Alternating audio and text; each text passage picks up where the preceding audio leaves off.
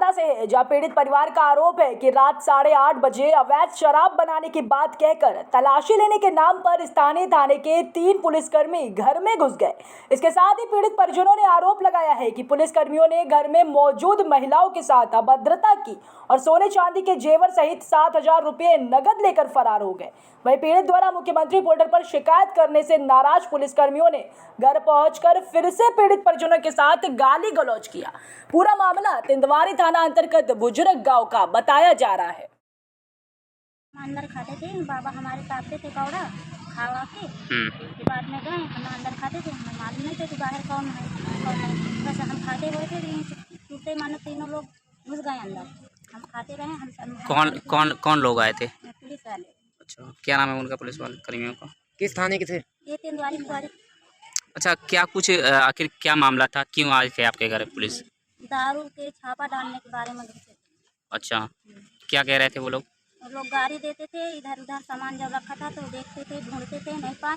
हमारा बक्सा था तो हम मना किए कि बक्सा में थोड़ी ना दारू रखी है, बक्सा तोड़ रहे हो।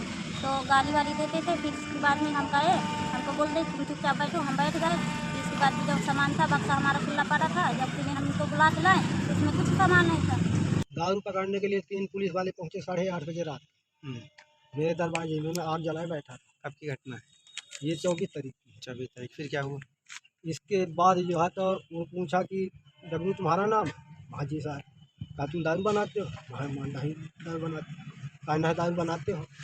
हाँ मैं नहीं दारू बनाता। कहा तुम्हारे घर की तलाशी लेना। अंदर थी, वो घुस गए, तलाशी लिया, वहाँ दारू नहीं पाया। फिर बक्सा तोड़ने लगे तो बाहू कहा थी औरत कि बक्से में दारू थोड़ी रही। कहा चुपचाप बैठो। गाली देने लगे, फिर चुप्पा रह गए। जब वो बाहर निकल कर आ गए तब बाद में मुझसे बताया, बाहर बैठा था तो देखा तो सामान नहीं। किसका जो है उमेश नाम है, बाकी 2 पुलिस वाले को नहीं। फिर इनकी शिकायत की आपने? बंगले में? थाने में? थाने में नहीं गया। थाने बुला गए, थाने में नहीं गया। अच्छा। जाता हूँ तो गांजा भी लगा करके चालान कर सकते हैं।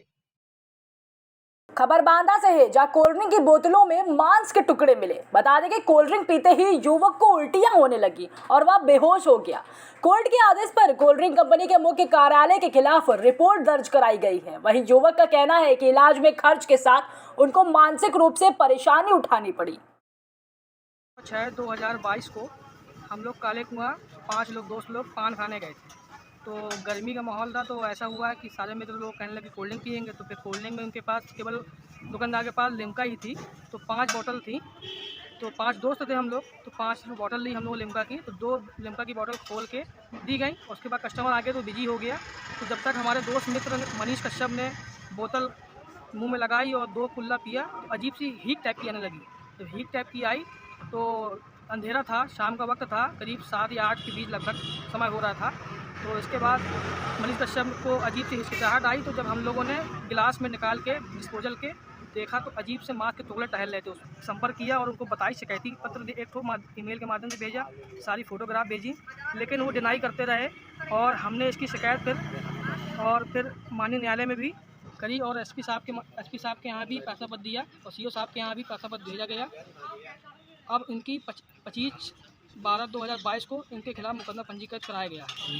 हम 5 मित्र शाम के समय 7 से 8 के बीच का समय रहा होगा, काले कुआं स्थित सुरेश पान बेकरी के यहाँ पान खाने गए हुए थे। गर्मी का मौसम था, ये हुआ सभी मित्र चलो कोल्ड ड्रिंक पी लिया। तो कोल्ड ड्रिंक उनके यहाँ लिम्का के अलावा कोई कोल्ड ड्रिंक ठंडी नहीं थी, तो उन्होंने 5 लिम्का ली। जैसे ही लिम्का हमने खोल के पी, शाम का समय अंधेरा था और मैंने 2 घूंट ही पी होगी। वो बड़ा अजीब सा उसका टेस्ट था, जिसको पीने के पश्चात 2 सेकंड 5 मिनट के अंदर मतलब एक अजीब सा चक्कर आया, मैं बैठ कर आ गया। खबर बांदा के बबेरू कोतवाली क्षेत्र से है, जहां एक तेज रफ्तार कार ने बाइक सवार 3 लोगों को जोरदार टक्कर मार दी। इस दौरान हादसे में 2 लोगों की मौत हो गई है, वहीं एक युवक गंभीर रूप से घायल भी हो गया।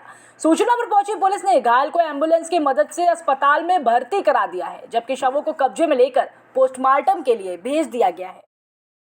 मेरे पिताजी हैं, मेरे चाचा हैं और मेरा भाई है। तो बबेरू से जा रहे थे नहीं घर, रास्ते में इनको किसी ने पीछे से टक्कर मारा है। पापा मेरे बोल रहे थे नहीं, वो अभी रास्ते में पूछा हूँ तो बोले नहीं कहा, आगे से नहीं कहा, पीछे से किसी ने टक्कर मारा, हम लोग देख नहीं पाए और निकल गए। अच्छा, अज्ञात वाहन ने टक्कर मारा है। अच्छा, कितने लोग घायल हो गए हैं? तीन लोग घायल हुए। क्या है घायलों का नाम? एक का सुखराम और एक का राजा और एक का सिद्धार्थ। अच्छा, तो कहाँ पे घटना हुई, किस जगह? ये सुनौला स्टाफ के सामने हुआ है। बबेरू कमासिन रोड पर सतनियाओं मोड़ के पास एक मोटरसाइकिल पर सवार 3 युवकों को एक 4 पहिया वाहन से टक्कर लग जाने के कारण CHC ले जाते समय सुखराम यादव उम्र 47 वर्ष और सिकदार यादव उम्र 50 वर्ष की रास्ते में मृत्यु हो गई तथा राजा यादव उम्र 21 वर्ष गंभीर रूप से घायल था, जिसे चिकित्सार्थ मेडिकल कॉलेज बांदा रवाना किया गया है। सभी तीनों व्यक्ति थाना बबेरू क्षेत्र के पालिकापुरवा गांव के बताए गए हैं। इसके अतिरिक्त यह भी बात प्रकाश में आई है कि दुर्घटनाग्रस्त लोगों के पास पैसे और गहने भी था, जिसके बारे में पता लगाया जा रहा है कि गहना और पैसा उनके परिजनों को प्राप्त हुआ है अथवा अभी तक उनको नहीं मिल पाया। खबर बांदा के शहर कोतवाली क्षेत्र से है, जहां मवई बाईपास चौराहे के पास तेज रफ्तार ट्रक ने एक रोडवेज बस को जोरदार टक्कर मार दी। गनीमत रही कि इस हादसे में किसी के घायल होने की कोई सूचना नहीं है। वहीं लोगों ने बताया कि आए दिन इस तरह के हादसे होते रहते हैं। शासन प्रशासन इस ओर ध्यान नहीं दे रहा, जिससे कि किसी दिन बड़ी घटना हो सकती है। वहीं लोगों की मांग है कि सड़क की दोनों तरफ स्पीड ब्रेकर बनवा जाएं ताकि ऐसी घटनाएं ना हो सकें। आज दिनांक 28/12/2022 को लगभग 10 बजे एक महोबा से तिंदवारी जा रहे डंपर ने हमीरपुर से बांदा आ रहे रोडवेज बस में टक्कर मार दी, जिससे बस जो है वो क्षतिग्रस्त हो गई है, लेकिन किसी भी सवारी को किसी प्रकार की कोई भी नुकसान नहीं पहुंचा है। सभी सवारियों को तत्काल दूसरे बस से अपने गंतव्य स्थान पर पहुंचा दिया गया है और डंपर के चालक और कंडक्टर को हिरासत में ले लिया गया है। आगे की विधिक कार्रवाई की जा रही है। खबर कर्नाटका के विजयपुर जिला से है, जहां जिलाधिकारी ने चड़चन तालुका के विभिन्न कार्यालयों और कचहरी का दौरा किया। बता दें कि इस दौरान डीएम ने तहसीलदार कार्यालय में विभिन्न अधिकारियों के साथ बैठक की और विभिन्न विभागों से जानकारी ली। वहीं जिलाधिकारी ने चड़चन तालुका गवर्नमेंट हॉस्पिटल का निरीक्षण भी किया। साथ ही अस्पताल की साफ सफाई और मरीजों के लिए सभी जरूरी इंतजाम करने के निर्देश दिए हैं। वही खबर वाराणसी से है, जहां रसूखदारों की थार जीप ने बाइक सवारों को रौंद दिया। पूरी घटना पास में लगे सीसीटीवी कैमरे में कैद हो गई। वहीं इस मामले में पुलिस ने 2 नामजद और एक अज्ञात के खिलाफ प्राथमिकी दर्ज की है। साथ ही पुलिस ने आरोपियों की गिरफ्तारी के लिए टीम गठित कर दी है। खबर लखीमपुर खीरी से है, जहां मोहम्मदी में मोदी राठौर युवा सेना की जिला स्तरीय बैठक का आयोजन किया गया, जिसमें कार्यकारिणी के सभी लोग मौजूद रहे। वहीं आपको बताते चले कि बैठक का उद्देश्य अपने पदाधिकारियों में नई ऊर्जा का संचार करना था, जिससे संगठन तेजी के साथ पूरे जिले में विस्तार कर सके। आज अटल बिहारी वाजपेयी जी की जन्म दिवस था और हम लोग सभी लोग मोदी राठौर युवा सेना पूरे जिले की टीम थी। हम लोगों ने जन्म दिवस मनाया है। और संगठन को क्या संदेश देना चाहते हैं आप? संगठन में मोदी राठौर युवा सेना जो है, हम समाज को पूरा एकजुट कर रहे हैं। समाज को तरक्की विकास के पथ पे हमारा जाए, निचले पायदान पे खड़ा हमारा समाज, हम लोग उच्च शिखर पर पहुंचने का निरंतर हम लोग प्रयास कर रहे हैं। मोदी राठौर युवा सेना नगर पालिका विधायकी, लोकसभा विधायक, हर चीज़ में हम लोगों को भागीदारी मिले और हम लोग शिक्षित होंगे तभी हमारा समाज आगे बढ़े। देश को संदेश क्या देना चाहेंगे आप? देश को संदेश देना चाहते हैं, हमारी मोदी राठौर युवा सेना पूरे देश में काम कर रही, कई प्रदेशों में भी काम कर रही है।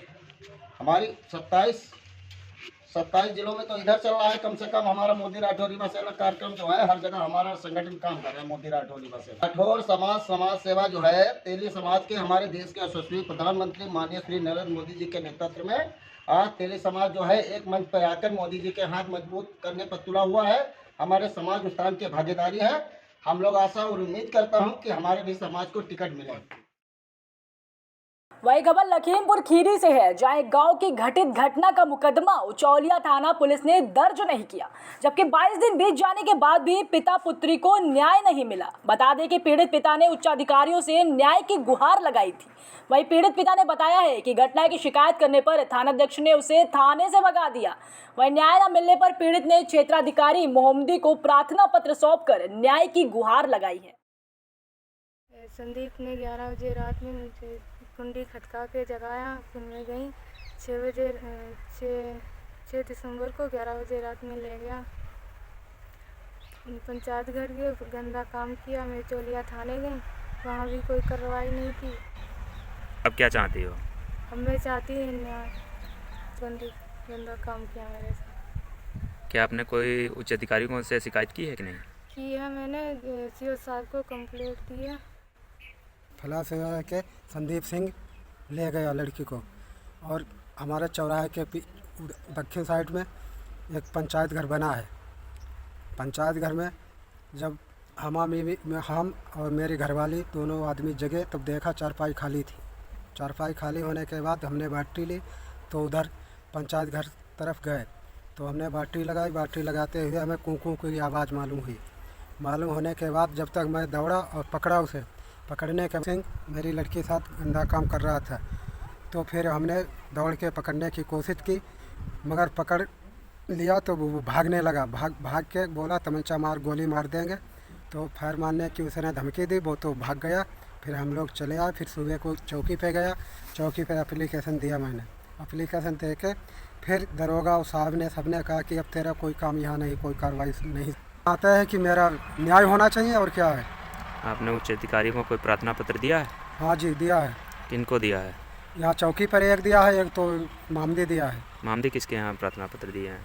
अध्यक्ष को हमने आज दिया है। उनसे मांग की है कि मेरा न्याय होना चाहिए।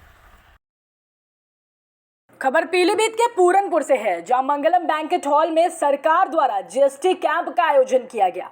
बताते चले कि इस मौके पर जीएसटी के अधिकारियों ने व्यापारियों को जीएसटी से होने वाले फायदों के बारे में बताया है। साथ ही जीएसटी से संबंधित समस्याओं का समाधान करने की जानकारी भी दी। वहीं इस कैंप में नगर के व्यापार मंडलों के प्रमुख पदाधिकारियों सहित बड़ी संख्या में व्यापारी मौजूद रहे। मैं यही कहना चाहूँगा कि जो व्यापारी में भय व्याप्त है वो भयभीत ना रहें, तो जीएसटी में बेफिक्र होकर काम करें।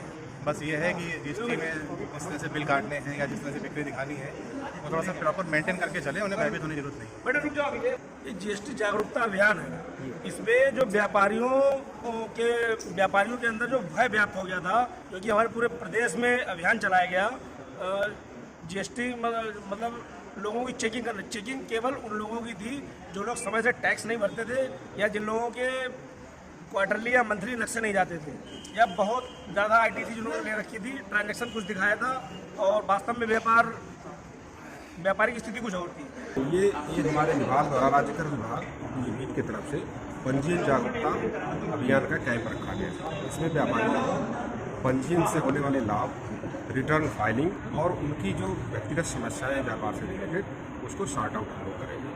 इसके लिए कैंप का आयोजन किया गया। बहुत अच्छी बात है। हम लोग ये पंजीयन जागरूकता अभियान ये चलाया गया है, और इसमें तहसील स्तर पे हम लोग मीटिंग कर रहे हैं, और यहाँ पे पूरनपुर तहसील में ये बैठक रखी गई है।